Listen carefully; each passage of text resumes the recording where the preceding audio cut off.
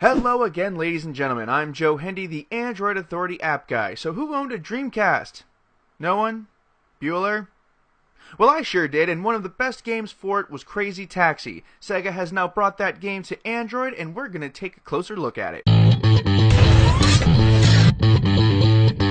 If you played the original Crazy Taxi on Sega Dreamcast or in the arcades, then everything we are about to talk about will be wildly familiar to you. This is almost an exact port of the Dreamcast classic in almost every way. Even the ridiculous game physics still hold true. In terms of control, the game gives you two options. You can use the tilt or the on-screen controls. If you like one or the other better, you have both options, but it doesn't quite matter which one you use because driving around isn't all that difficult anyway. Here's how the game works. It's a little more than an arcade game. You play ranked mode, 3-minute, 5-minute, and 10-minute modes, and then the Crazy Box mode where you can do really big jumps or bowl using the taxi. You earn money by taxiing people from place to place, with bonus money being earned when you do cool stuff with your taxi. That's pretty much the whole game. The challenge comes from getting as many fares done as possible in the time allotted, and then there's a time limit per fare, so if you don't get there in time, they'll bail out of the moving vehicle and you lose the money they would have paid you. The graphics are about as good as you can expect from a Dreamcast arcade port. It's definitely been revamped and sharpened for Android screens, so it's not like playing an emulator where it'll get all fuzzy. It's sharp and it looks good. The sound and music is about as awesome as it always was. Instead of some generic video game music, you're treated to some old style punk rock by bands like The Offspring. For those who never played, it's reminiscent of games like the old Tony Hawk series. All in all, the graphics are what you could possibly hope for out of a Sega port, and the music is, well, totally awesome. Nothing amazing or fantastic, but not disappointing either. Okay, so here's what we liked about Crazy Taxi. The original gameplay was pretty much perfectly ported. If you spent time years ago playing this game and loved it, you'll probably love it again.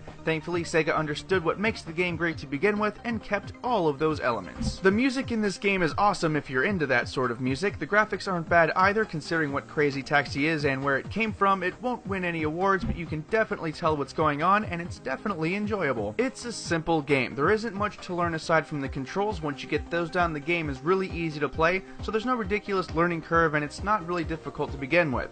It is fun, slightly addictive, and a total throwback to one of the few games that made a real splash on the Dreamcast. There wasn't much to dislike about this game, mostly because there isn't much to the game to begin with, and that's the first thing we didn't like about it. It's an arcade game through and through, which means no story, no campaign, and no real content outside of the arcade modes. Once you get sick of the time challenges, you pretty much get sick of Crazy Taxi. If you don't like 90s punk rock, you'll likely play this game only on mute. Even if the Offspring and similar bands sold tens of millions of albums in the 90s, the kids today just don't like that kind of stuff anymore. Hey, at least it's not a bunch of Justin Bieber and Nicki Minaj tracks. At the end of the day, would we recommend this game? The answer is yes, we would. For $5, you can get a game that lived through the death of the arcade generation, through the crushing, depressing life cycle of the Sega Dreamcast, and a few more systems. There aren't many other games out there with those kind of bragging rights. We would also like to acknowledge the loyal, if somewhat small fan base this game had over the course of its existence. For those people, $5 is well worth throwing at a game many of us played in our childhood. Everything is there just like it used to be, and kudos to everyone involved for keeping it that way. So for the final thoughts, I'll say this. The game earned a 4.5 rating in the Play Store, and if you're into arcade-style games from the 90s and early 2000s, pick this one up. It's well worth it. Once again, I'm Joe Hendy, the Android Authority app guy. Feel free to subscribe to our YouTube channel, and if you like this video, check out some of our other ones. Don't forget to check out the written companion to this video and the social media links in the video description. Thanks for watching, and have a wonderful day.